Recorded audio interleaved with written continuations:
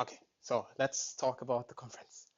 Yeah, first of all, who of you has been to the GraphQL Europe conference? One, two, three people. Okay, not bad. So for the rest, remember these three people, so you can ask them later how they like the conference, and if you should go next year, so you can ask those people. And I'm gonna talk a bit about the conference. I'm not going to go into every talk because that would just be too much today. I'm just gonna focus on some of my highlights and also some of Nicola's highlights, um, and yeah, talk about those a little bit. So the conference was kicked off. Let me just try to change that. Okay, doesn't work. Okay, bear with me. Okay, there we go. So this was the venue for the conference. So in the top, you see where the conference took place. It was a really cool place. Wi-Fi was good. Also, the venue was really nice. So it was in Berlin at the river. Was a really nice place to look at as well. So really cool place. There were amazing speakers and amazing organizers. So a big thanks again to the organizers who made this happen. This guy is also Oleg, who's also working at Commerce Tools. So it was a really cool conference, and especially the atmosphere there was really special for us. So we've been to 3 conferences in a very short time. This was the 3rd one. Before that, we've been to React Europe in Paris and the JS and CSS Conf in Berlin. And this one was really special because the atmosphere of people there was really different. But I'm gonna go into that a bit later. Yeah. So the conference was kicked off by talking a bit about REST and GraphQL and the fact that REST is just a set of architecture constraints and not a protocol. To me, this was a bit new because I've never really looked at REST like specifically. I've just used it, and so this was a bit new for me. And we are gonna take a closer look at those architecture constraints and then compare them to GraphQL. But for that, we need to take a look at those. So first of all, we have client server. I think that's an obvious one, right? REST, we have a client and a server. The REST API is stateless, so we can scale it horizontally. It's cacheable, so we can take care of HTTP caching. And something worth noting here is that if you can avoid making a request, you should avoid making the request. So it's better to not hit the network if you can. So if you can cache it basically in your application layer on the client, then that's the best option. But still, you should have some option to cache the data. Then it needs to be a layered system. So the REST API should just be a thin layer on top, and below that you have a data layer, for example. But the client doesn't know that. The client just sees the REST API layer. Then there's something called the uniform interface. And there's multiple aspects of this, and there's also multiple implementation ways of this. But it's about these 4 things. So first of all, identification of resources. That basically means that every resource in the REST API should be uniquely identifiable by a URL. I mean, this is really not something new for us. We all know that. So for any resource, I always have one unique URL. And with that URL, there's no way I'm going to get a different resource the next time I make that call, right? So it's uniquely identifiable. Then if I want to manipulate a resource, I have to do that using the representation. So what that means is that if you think of like a social network, for example, and you have a user object and you want to change your last name or your first name from Nicola to Philipp, then if you want to do that, you basically provide the server with a representation of that resource which is the full user object with a new name. You give the server that object, and then you've manipulated the resource through its representation. And next up, we have self-descriptive messages. For REST, that's basically the status codes that we all know and love. So 200, 201, 202, 400, and so on. So that's really self-descriptive. We all know what those mean. And hypermedia as the engine of application state. Sounds very fancy. For REST, that's actually something that I've never really used, but it basically means that if you get a response from a REST API, inside of that response, there might be more URLs that you can use to fetch more data. And you can use that to basically explore the REST API. So if we go back to the user example from the social network, the user might have friends. So there is a list of friends, but this list of friends is just a list of more URLs that I can then go and fetch. So this hypermedia as the engine of application state. And as I said, I've never really used it. I don't know if anybody in this room has. Yeah? Yeah, okay. But that's not a REST API, right? It's a web server. Yeah, same concept. That's true. Yeah. So it's all about exploring the API basically in this case.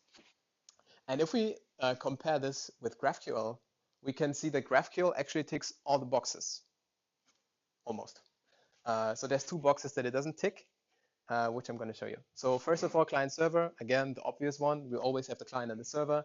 GraphQL server is also stateless, so we can also scale it horizontally. It's cacheable, at least kind of.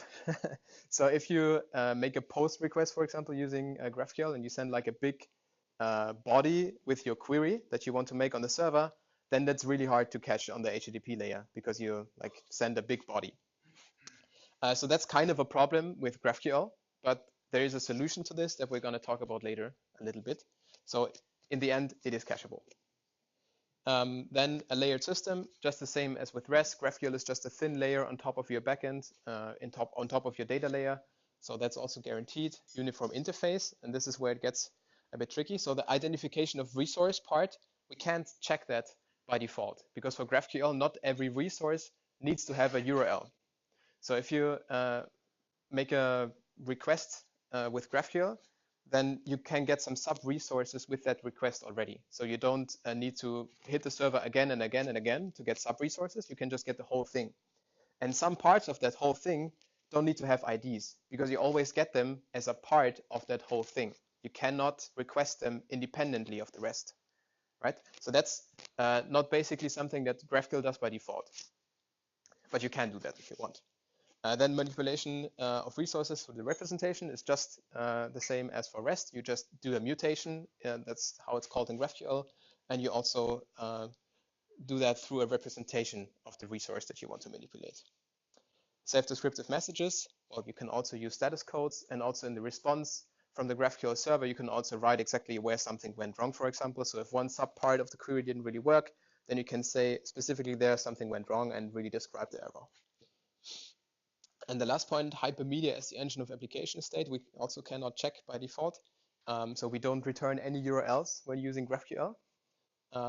But we can definitely explore GraphQL server using introspection, or as you all know, using graphical, for example. You can just click through the GraphQL server, and you don't really need to do anything to get that. It's there out of the box using GraphQL, and that's a really cool thing. And we can actually address this problem really easily by using the so-called node interface. Some of you might have heard that. That's something that's used in Relay, for example. And what that guarantees you is that really every resource has a unique identifier. And no matter where in your schema that resource is located, you can always request it from the top level. So you might have seen that on the GitHub API. There's like a node thing on the very top. And with that node thing, you can always just request any resource just by using its ID. So that's how you can address these two things then. So what does this actually tell us, right? So why are we looking at this? This basically shows us this GraphQL is similar to REST, but it's not a set of architecture constraints. GraphQL is a specification, and that's different. And that's actually good because a specification always tells us what we should expect from a library that implements GraphQL. So if you look at GraphQL.js, you can really easily check if that really fulfills everything that's written in the GraphQL specification. You don't have to compare it to some other library. It's not a set of conventions, it's a specification, so it's really nailed down there. And because GraphQL nails down these specification, these architecture constraints in a specification, you can say that GraphQL is a standardization of things that people were already doing. And this is a quote from the first talk of the conference.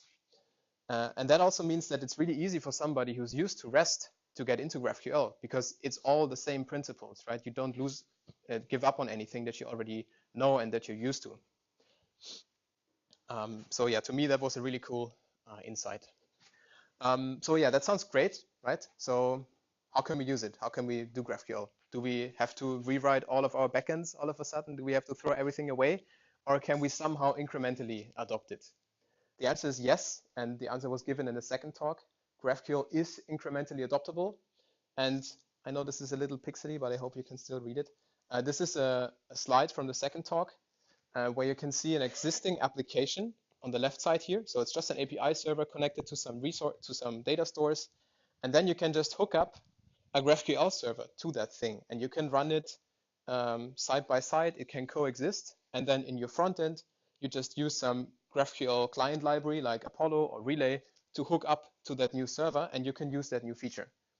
And GraphQL makes it actually really easy to function kind of as a proxy for some other APIs. So this could be a REST API, for example, and GraphQL just proxies this REST API and then gives you all the advantages of GraphQL. So technically, it seems really easy to incrementally adopt GraphQL. But there's a problem with that, and that was also mentioned in the talk, which is that there is not enough guidance on how to do so. So I have two pictures here in the back.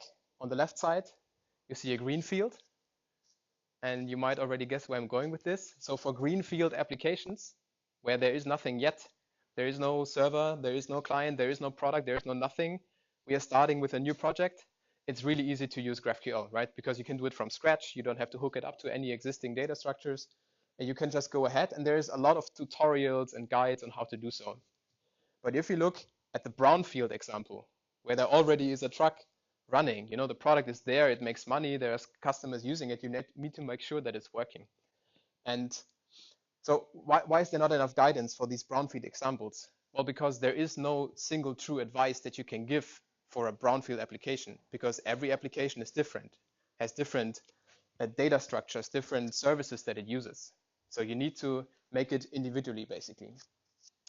And this is one of the reasons also why we have this meetup, so that we as a community can share how we incrementally adopted GraphQL, so that we can learn from each other and see, okay, they did it this way, maybe I can do it that way as well. I found a cool way to integrate this, maybe I can share this. So we can all like benefit from each other in this case.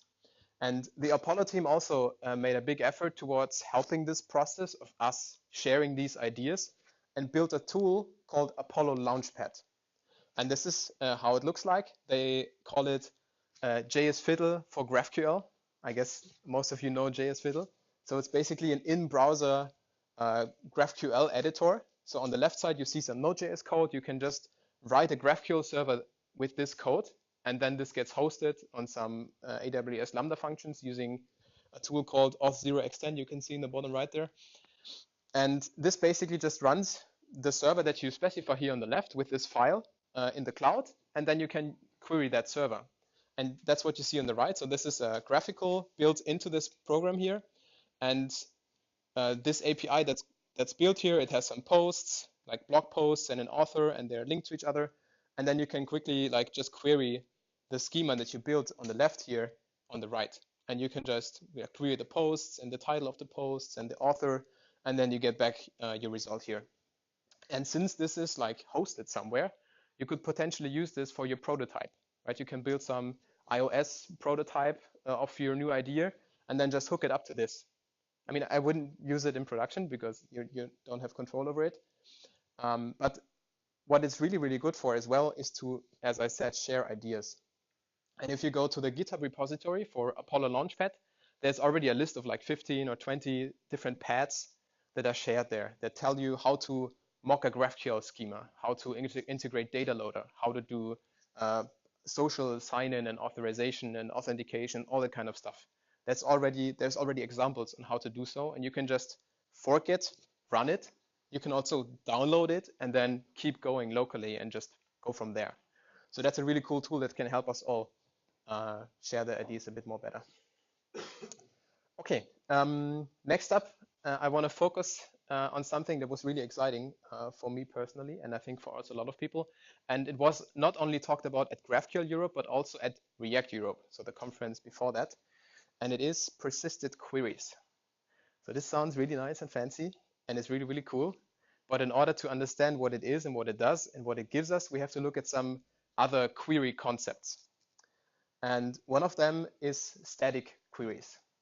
So we're going to do a little experiment now, and I'm counting on your participation. So I'm going to show you one query, but in two versions. One of those two versions will be the dynamic one, and the other one will be the static one. So it's the same query. One is dynamic, one is static. You can just look at it for a couple of seconds, take it in. You don't need to like say anything. Just take it in, and then we can talk which one is which.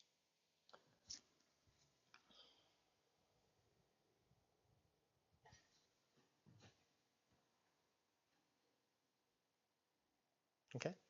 Anybody wants to make a guess? Nobody? Okay. Yeah, no, it's fine. Anybody else? Come on, be brave. The second one is dynamic. The right one? Okay. It's actually the first one that is dynamic.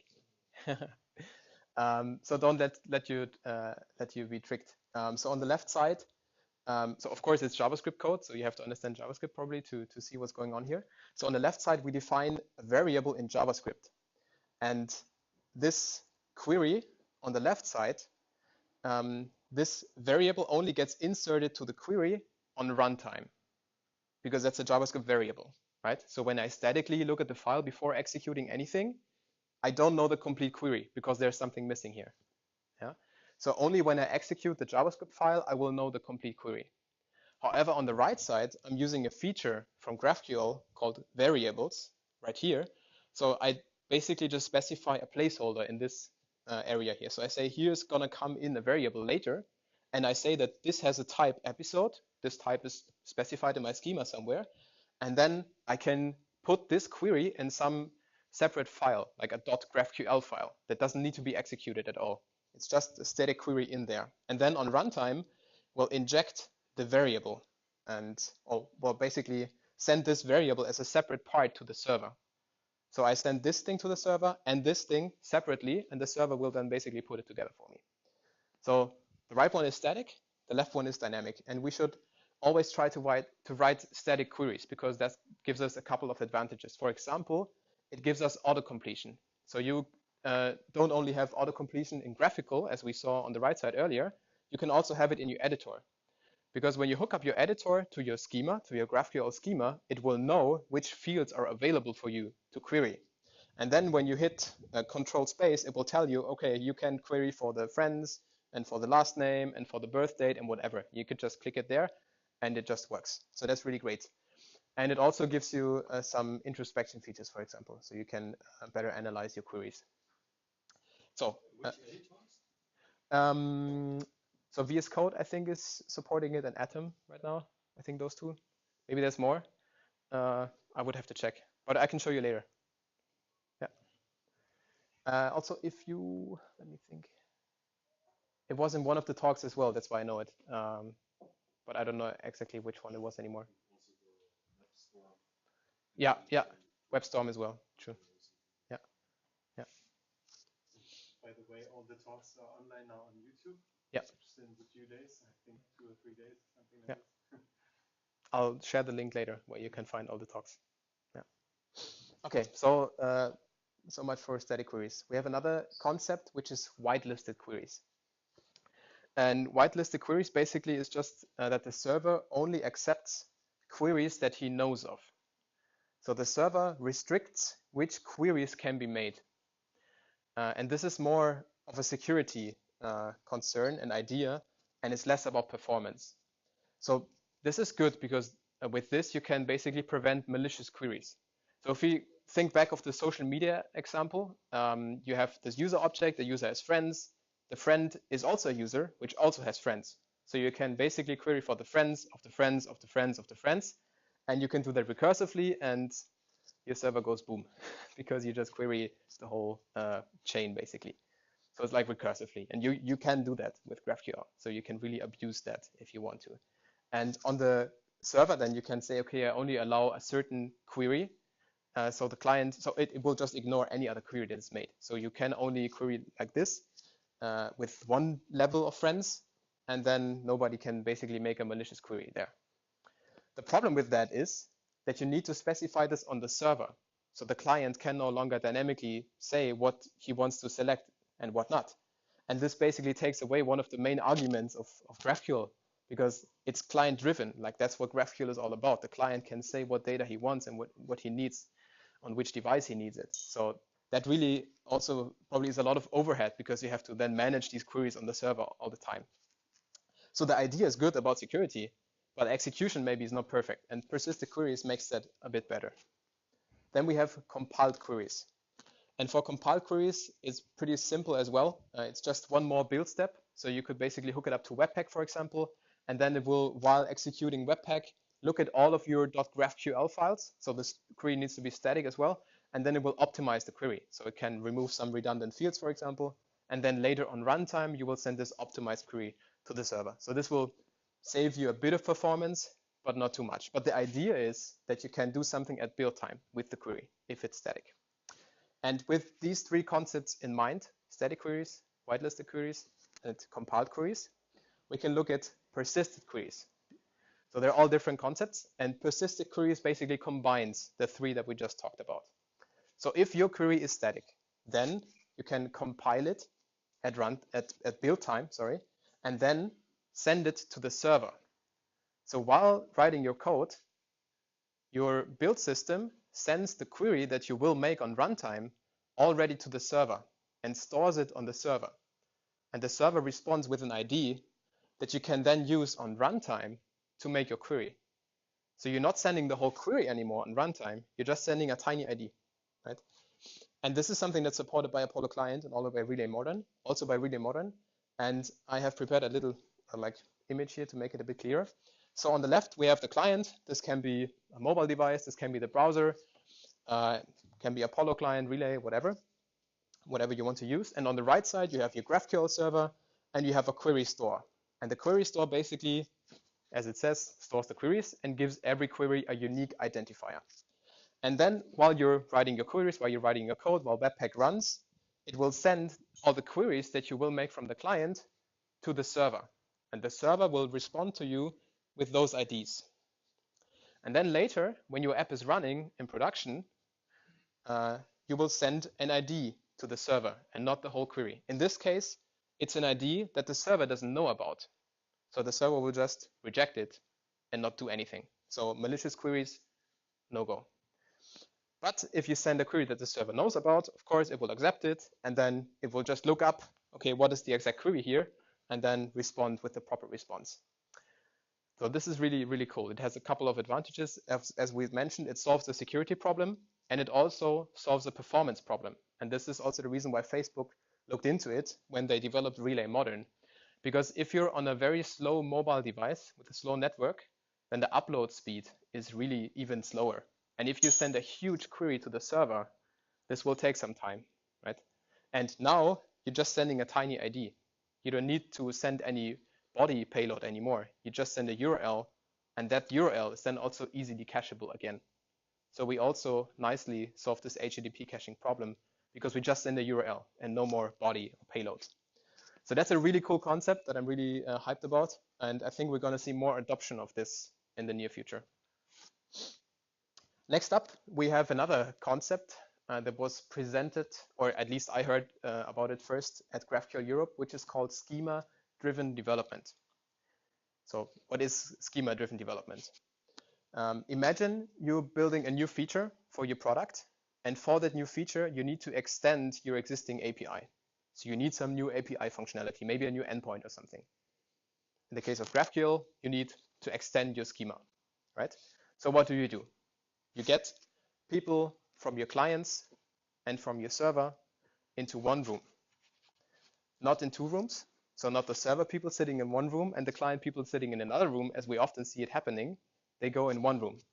And then they use the GraphQL schema definition language, which we already saw before on the left side, it was in Apollo Launchpad, to discuss about what they want to build. So they basically use a language that they both can understand to discuss the new schema, discuss the new feature.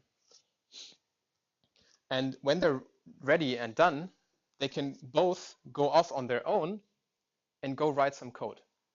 So the front-end people, they know exactly, okay, this is the schema that I have. I know that the data that I will get from the server will have this shape. And GraphQL makes it really easy to also mock that data.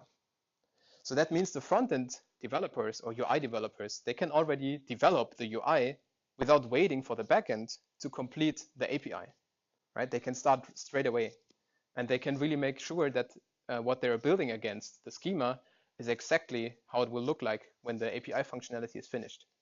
And same goes for the backend developers. They can be really sure, okay, this is really what the front-end people wanted, because we sat together in the room talking the same language. They didn't talk about SQL or some other database or Cassandra or whatever. They just talked the schema definition language that both understand, and they can agree on something. And I think that's a really cool thing, because that enables or like removes some interdependencies between front-end and backend when building new features. And you can basically say that it helps teams solve communication problems. And this is also something that was confirmed at the conference, also in the Q&A panel, where people from GitHub, for example, and from Xing, I think it was, really said people started talking a lot more since we're doing GraphQL. And I think the schema definition language is a big part of that, because it finally gives all developers a language that they can understand. And it was also something that you could see on the conference. So on the conference, and I also talked to Oleg, which is one of the organizers, he also confirmed that about 40% of the people in the conference were not backend developers. They were front-end developers, iOS developers, Android developers. So they're not into backend technologies normally, but they're as excited as the backend people about GraphQL. And I think that tells us a lot about the nature of this technology. And I also think this is a really big win for us as developers, because one of the major problems of our work is not so much technology or technological as sociological in nature. This sounds a bit technical. It's from a book called Peopleware that I can really recommend. But it's true, and I think a lot of us have seen this, that a lot of times you have these so-called people problems. And a lot of the failed products that we've seen are not because of the technology that they failed, but because of people problems, right? There was some miscommunication, misunderstandings, and then the project just died eventually, right? This is what we see over and over again. And if the technology, or if some technology can help us with that problem, I think that's a really cool thing. Yep.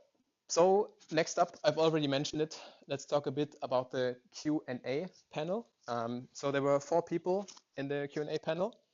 And from left to right, on the very left, we see Björn Rachel from Xing, then Mina Smart from Shopify, then Dan Schaefer from Facebook, and then Brooks Winnerton from GitHub.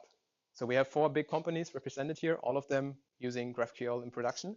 And there were some really interesting questions, and that's why I really recommend to watch this Q&A panel. It was really good insights there. So they talked about pagination, about validation errors in mutations, about persisted queries, so just as we talked about how GraphQL helped them solve team problems, as I mentioned, about server-to-server GraphQL, which is also an interesting concept, and also how to test GraphQL APIs. They've talked about 2 more topics, and I want to talk about those shortly. One of them is permissions, and apparently there were 2 different approaches to handling permissions in GraphQL. And Facebook, in this case, had a different approach than all the other companies. So it's not always everybody just blindly following what Facebook does, right? In this case, everybody did something else than Facebook does. So what Facebook did is that they have not baked permissions into GraphQL, they have it in the underlying data layer. So GraphQL doesn't know anything about permissions, basically. It's just a very thin layer on top of their data layer. And then the permissions are inside the data layer. And this is really great if that's already the case, right? If you have an existing API and an existing data layer and the permissions are in there, well, you don't have a problem when you hook up GraphQL to it because the permissions are already handled, right? No problem. But for the other 3 companies, that wasn't the case. For them, the permissions were already handled in their legacy REST APIs. So if they now hook up GraphQL to it, well, they need to re-implement the permissions basically. And some of them like reused the libraries that they have built for permissions already and basically made them work with GraphQL. But interestingly, they basically agreed that the Facebook approach should be preferred if you can. So if you have the permissions in your data layer, or if you can build them into the data layer, you should do so, just to keep GraphQL a very thin layer on top. And that also makes it easier to test then, right? So basically your resolvers in GraphQL, they don't really get complicated. They're really thin and flat, so you don't really need to write unit tests for every single resolver. Just having an integration test that hits the backend and just checks the response is that the shape that I expected should be enough, right? And then you test your underlying data layer separately. And that's then independent of any GraphQL or API. It's just some code in the programming language that you're using. The second thing that they talked about, and this is a quote from Dan Schaefer, is that errors are not a solved problem yet. Doesn't sound really good. So of course you can handle errors with GraphQL, and as I said, you can say if some part of the query failed, you can basically just have an error in that part of the query and handle that in the front end accordingly. At least that's how it works in our API partially, I think. But it's not a solved problem yet. There are some edge cases where it's really weird and where Facebook is not happy with what they've done, but there is hope. And the next speaker on stage talked about this hope, which is the writer of the GraphQL spec, of the specification, Lee Byron. And before he talked about this error thing that I just mentioned, he took a minute to talk about the GraphQL specification and why there actually is a GraphQL specification. So why is it not enough to have a reference implementation, GraphQL.js, and then have some other implementations in other programming languages, right? So why is there a specification? And I've already talked about two reasons here before, which is that it describes the behavior that we expect from all the implementations. So if you have some GraphQL implementation in Scala, in our case, you can very easily check if it really follows the specification. You know exactly what to expect, how it should work, because you have a spec to compare it against. And this also enabled implementations across different languages. And for GraphQL, it was actually really quick. I think after a year or something, there were over 12 different programming languages already having GraphQL libraries built. And probably having the spec really supported that, because there was no reference library that you needed to understand in order to write another library. So if there's just GraphQL.js, well, you need to know JavaScript in order to create another library that works the same way. And if that library screwed something up, well, then you're probably screwing it up as well. So that's why the spec is really cool. It also gives you client interoperability. Difficult word. What it basically means is that you can hook up any client that speaks GraphQL to any server that speaks GraphQL. So no matter if the client is an iOS client or an Android or a web client, and the backend is a Scala backend, it doesn't matter. They just talk GraphQL and they can understand each other. You don't need to know anything about the specifics of how this server works, which you sometimes do need to know for REST, right? Sometimes we call it RESTful and we do some modifications. For GraphQL, it's just GraphQL, right? It's really simple. So you can write libraries that abstract away this connection logic for you and make a lot of stuff easier. And it also guarantees a stable base. And I think this is sometimes a bit underestimated, the stable base, because what this means is that we don't have to always try to keep up with the newest features of this technology of GraphQL, right? And that's something that I think a lot of us have burned their fingers with, JavaScript fatigue, right? A lot of stuff happening, trying to keep up always. It's really frustrating at times. And having this stable base, I think is really calming for all of us. Then he talked a bit about the development philosophy of GraphQL. And I think there's a lot of gems in there that we can also use when we write libraries.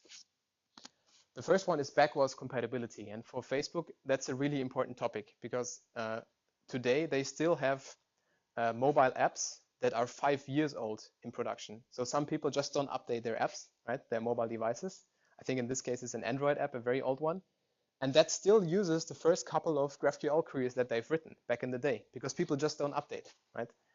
So for them, it's really important that a query that they have written 5 years ago today still means the same thing and returns the same kind of result, because otherwise they would break these old devices basically. So for them, it's really important, and I think this benefits all of us. Performance is considered as a feature, and they also try very hard to not build anything into GraphQL that makes it easy for you to shoot yourself in the foot. And there's some technologies that make it really easy. So Lee Byron gave an example of SQL.